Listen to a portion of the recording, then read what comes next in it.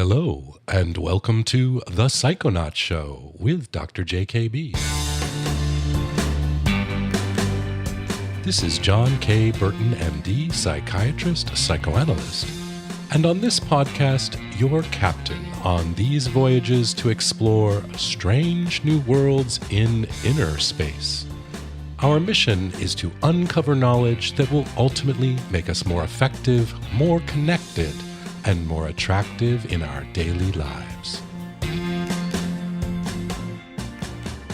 In this episode, we are going to be exploring the concept of dynamic conflict. Now, when we hear the word conflict, it sounds like something that we really want to avoid. But what we're going to be talking about in this episode is that conflict is really what life is made from. At least our inner lives are made out of conflict, and we need to understand it. You remember the episode on the return of the repressed? Well, dynamic conflict is really the thing that we're always trying to repress, and by understanding it, we can move forward and not get bogged down by it, not avoid it, but embrace it. And what we mean when we say dynamic conflict, dynamic just means that it is the force in our minds. Dynamic comes from the Greek, which means force. And dynamic is what we use when we talk about what's going on in the unconscious, what's going on in our minds. It's dynamic conflict because it's not international conflict or interpersonal conflict. It's between forces in our minds. So I want to tell you about a rock star who had a problem with dynamic conflict. Now, this woman was the lead singer of a band that was up and coming. Maybe they weren't quite rock stars yet, but they weren't far off either. They were getting a lot of attention and a lot of spotlight, and she is the lead singer, especially so. And this band played really serious rock music that was very intense and sexy, and as the performer, she needed to feel really present in her body. And this woman, let me be clear, she did not have an eating disorder. She just wanted to feel lean, feel alert, present on stage in an intense way, be sexy, and perform. Because she was in that business, she was around a lot of people who partied all the time, overate, overdrank, stayed up all night and everything. And she had to be very disciplined to not drink too much, to watch her diet, to make sure she exercised in the way she wanted to, get enough sleep, etc. And she had to be very disciplined, but she was able to. But here's the thing, as she started to make progress towards her physical goal of having the body that she wanted to have, all of a sudden these anxieties would come up, the opposite of what you would expect, not feeling happy, but feeling worried about others judging her, feeling worried particularly about people being envious of her and hostile towards her, feeling like they thought of her as, quote, one of those narcissistic assholes. That was her word that came to mind. And then as she dealt with this anxiety, or she had to find a way to deal with this anxiety, she would start slipping on her diet. She would drink a little bit too much. She'd stay out late with friends. She'd overeat, lose her discipline, and she'd start to lose track of her goal. Now, this is what I call psychic whiplash. That is when we're in this kind of equilibrium with conflict and we move in one direction on one side of the conflict, the forces that want to keep us in that equilibrium start to pull us back, and they can be very insidious. They come up in ways that we don't recognize. We don't see them for what they are. We just feel anxious about them and they take an effect. But the effect is to bring us back to that equilibrium, which was for her not meeting her goal of having a lean, sexy body. So we had to understand where these fears were coming from. It wasn't enough to just talk herself out of them. We had to understand them. And in this case, when she thought about this phrase, one of those narcissistic assholes, what came to mind was her father. And her father was this larger than life guy who loved to have a lot of attention, was very big in society, was very into himself physically and into himself monetarily, liked to really be ostentatious.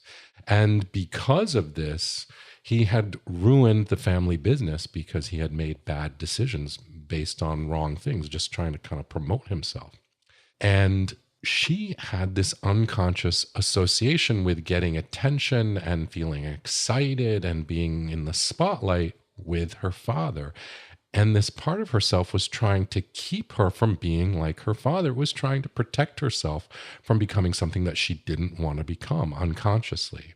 And it was only by understanding that, by bringing it into consciousness, that she could see what the conflict was. The conflict was between, I want to be in the spotlight, I want to have attention, I want to perform, I want to express myself. And I'm worried that doing that means I'm like my father. I am a narcissistic asshole. I'm going to ruin things. And when we understood that and the function it was having, then when the anxiety came up as she was trying to meet her physical goals, she could understand them and say, that's not relevant here. I'm not like my father. My motivations are not what his are. I am here for my audience. I am not here for myself. The excitement and the putting myself out physically is a totally different thing, and she could let it go. But she had to understand what that part of her was trying to say in order to change the equilibrium. It's a lot like the movie Inside Out, in fact, which is a movie I think that portrays the idea of conflict so well. Freud really thought of conflict as basically being between a wish and a fear. In Inside Out, it's more nuanced. And in fact, Inside Out is based, as I understand, on some neurocognitive new ideas about fundamental emotions. There's joy, sadness, anger, disgust, and fear. But in the movie, the real conflict is between joy and sadness. And of course, they're characterized, so they're people and they look like they're having a conflict, but they exist inside this girl's mind. And joy wants joy to happen in this girl's life. And she's worried, so it's not actually fear, she has her own fear, joy does, that sadness will get in the way of that. And of course, the whole movie is wonderfully epic and goes through all kinds of areas of the mind and deep memories and letting go of memories and all of this kind of thing. And ultimately, the resolution comes where everyone realizes that all of them need to have a seat at the table, including sadness. And sadness has something very important that she has to bring to the decision making and the life and the experience that occurs. They have to have a seat at the table.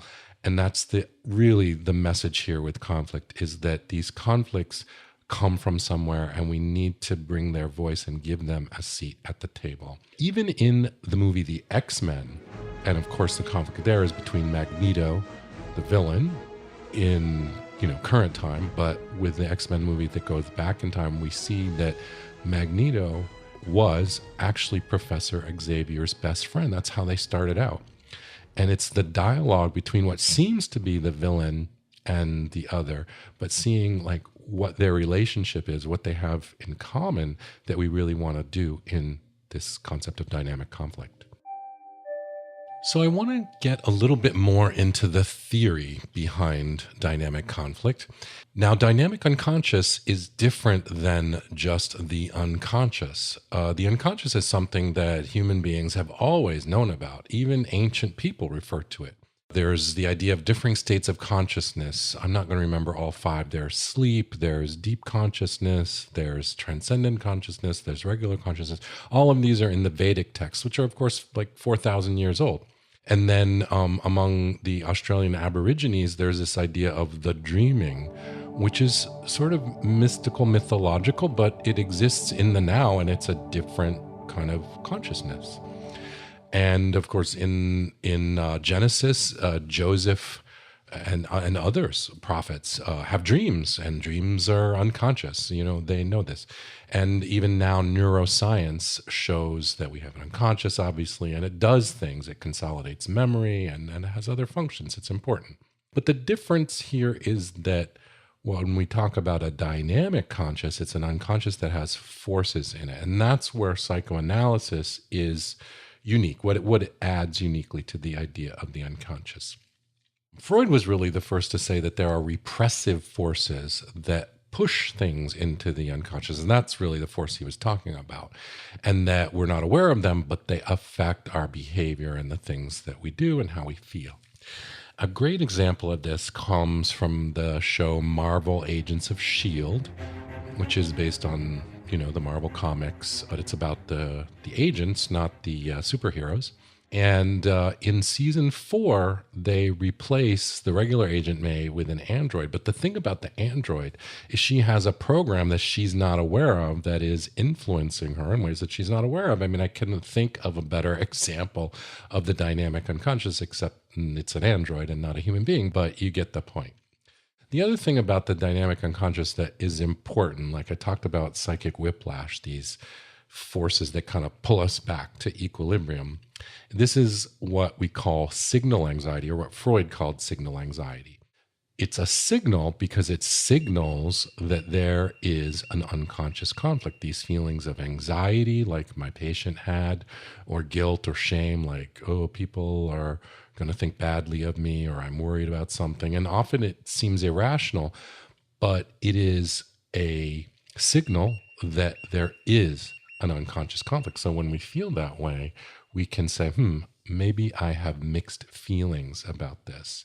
Maybe the thing that I want, I'm also afraid of. And that is the basis of an unconscious conflict, something that we have a wish for and we are also afraid of.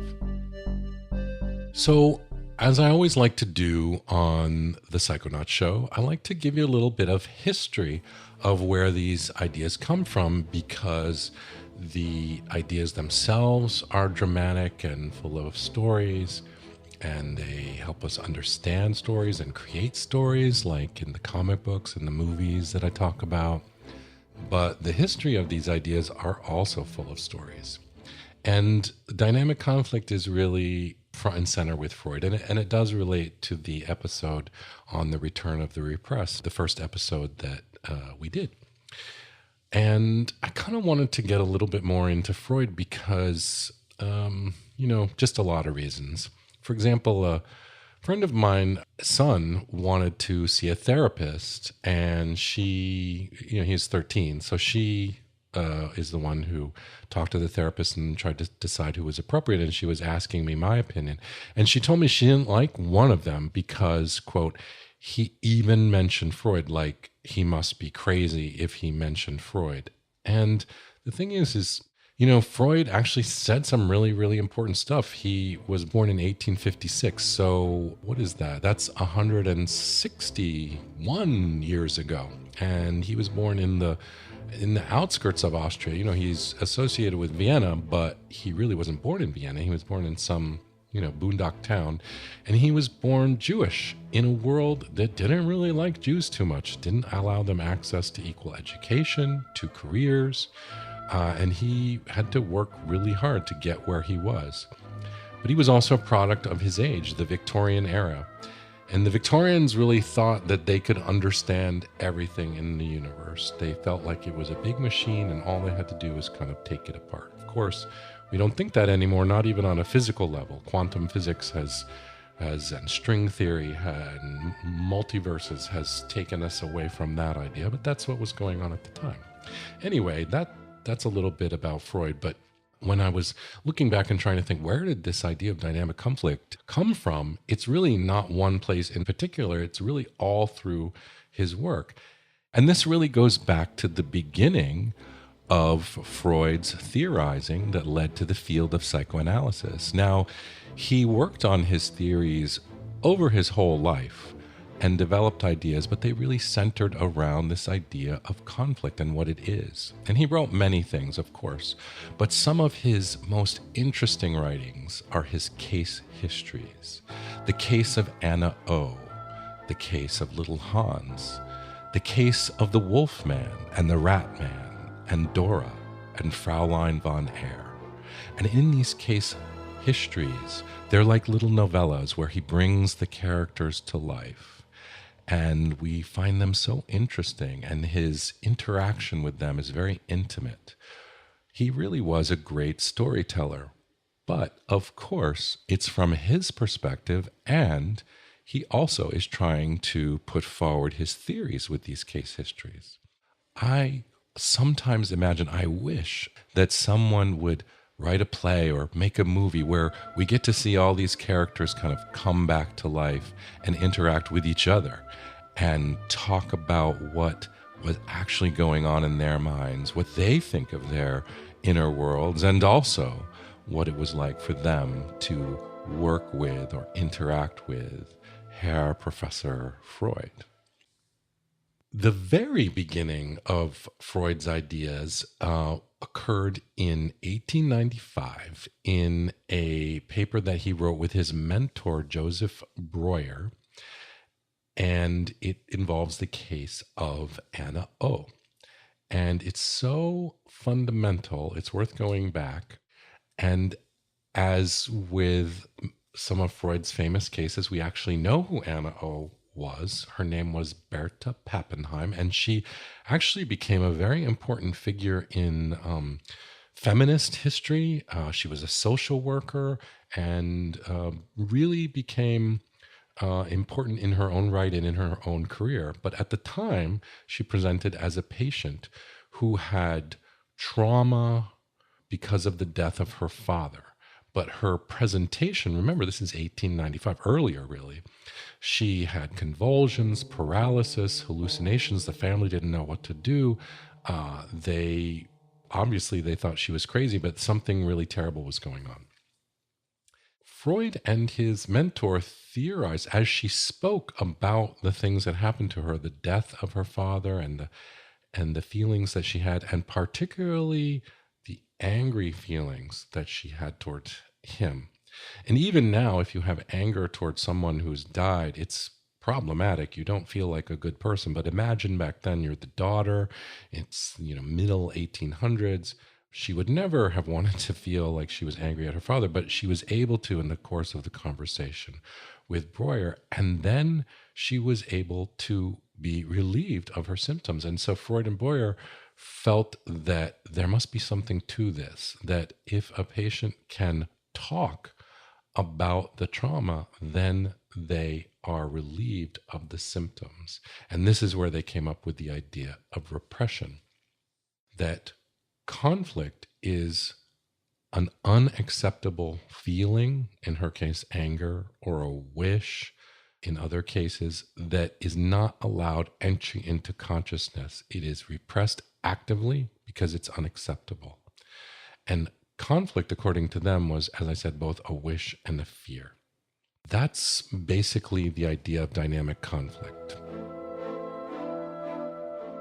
So, as I said before, Freud was a Victorian, and the Victorians felt that they could explain the universe if they just were able to reduce it down to its basic elements in whatever field they were studying. And Freud felt that he could explain all of human behavior by reducing it to its basic elements. And for Freud, those were the drives, and that's what all conflict was based around or came from, were the drives. And there were only two drives, sex and aggression. Now, Freud mostly, as is well known, he mostly focused on libido, but he also considered aggression as a drive. And of course, we think of conflict more in a more complicated way these days, but sex and aggression cover a lot of territory. Now, in terms of aggression, I will give you another example, and this time it's from a TV show. I just binge watched the Netflix show Glow, and I don't know if you've seen it, but it occurred to me that the main character and a big theme of this show is the conflict that this woman had with expressing her aggression and her competition. We see her at the beginning as being very nice and hardworking and all this, but she kind of hits a wall, like, I'm a good hardworking girl and I'm just not getting a job. And in the context of this wrestling show, she has to really embrace her aggression. And the other characters, the other women, have to as well. They have a conflict around this. They don't want to. They're repressed. There's something telling them not to do this. And I will say the movie Bridesmaids by Judd Apatow also shows this too, this kind of censoring of aggressive, competitive drive for women amongst each other. And I have to tell you that in my own practice, I see this. Now, my own little theory, and I'm sure this is just my bias having grown up in the 80s, is that things are worse now than they were then. And I remember lots of portrayals of strong women back when I was growing up then, and certainly from pop culture and music. There's Madonna, of course, and Annie Lennox and Cyndi Lauper and Tina Turner and Chrissy Hine from The Pretenders and the Go-Go. I mean, it just goes on and on. And I know that now we have Beyonce and Lady Gaga and Katy Perry, but I just feel like things should have gotten better since the 80s, and they've actually gotten kind of a little bit worse. But as I said, that's my own bias.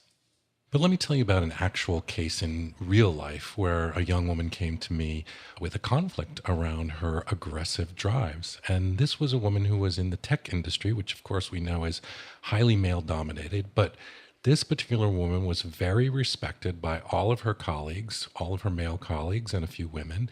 And she was respected by the management. And she was, in fact, very ambitious and hardworking. And she negotiated for a promotion and a raise, very, very hard in a tough environment. And she was very successful.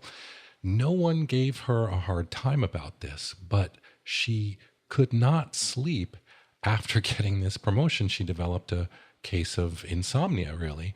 And it was understanding it was her own conflict around her aggressive drive from messages that she got when she was young, that she needed to get people to like her, that was the most important thing, which she was not following through on. She was following through on her aggressive drive, but the repressive force against that, the societal message that you need to be nice and people need to like you, and that's the most important thing, was causing her anxiety and interfering with her sleep. And it was only by uncovering that we were able to come to that understanding, and the anxiety subsided. So what is the lesson here? It's this. The idea is that when we have sometimes a problem with something, when we feel afraid or anxious or something's just getting in our way, it may be because we have an unconscious conflict. We have mixed feelings, but some of those mixed feelings we're not aware of. We may feel like we want something, but another part of us doesn't want it or is afraid of it. Or on the other hand, we may feel like we're afraid of something and we're not aware of the fact that we might also want it or be excited by it too. Now, when this kind of thing happens, sometimes people say you need to look at your fears as an enemy, something that wants to take over and prevent you from reaching your destiny, and you have to fight against them because otherwise they'll win. And sometimes that works if you are able to just kind of change your thinking. But a lot of times when we have this fear or anxiety, and remember the word signal anxiety, it signals that it's about something. And instead of fighting against it, if we practice what I call psychic diplomacy, like in the movie Inside Out, where all of the different parts get to have a seat at the table and make decisions and take action together, when we use that fear and anxiety to look and say, what's going on here? Where is this coming from? What is it trying to tell me? And we give that part of ourselves its voice, then we can come to a resolution that gets us to success. And sometimes we can even come up with a solution that we might not have even been able to imagine before. This is Dr. JKB signing off. Since we are exploring together, you make the journey all the richer by subscribing to the show on iTunes. And even better, if you also leave a rating, it helps others to find us. If you have a story about how the concept in this episode helped you figure out something in your life, send it in, please. You can also find me on Facebook and Twitter at Psychonauts Show. Show notes are on the website, thepsychonautshow.com. And if you leave me a question, it may well be an inspiration for an upcoming episode. Until our next trip, Judge nothing, question everything, and remember, there's always a reason. Bye for now. All the patient stories presented on the Psychonauts show are created by me to illustrate an idea. Any resemblance to actual people is purely coincidental. The Psychonauts show was created and produced by yours truly, John Burton. Art and web design by Hunter Creative. Post-production and sound design by Julio Gonzalez of Zimmer Media. Zimmer Media can be found online at zimmer.co. That's Ximer.co.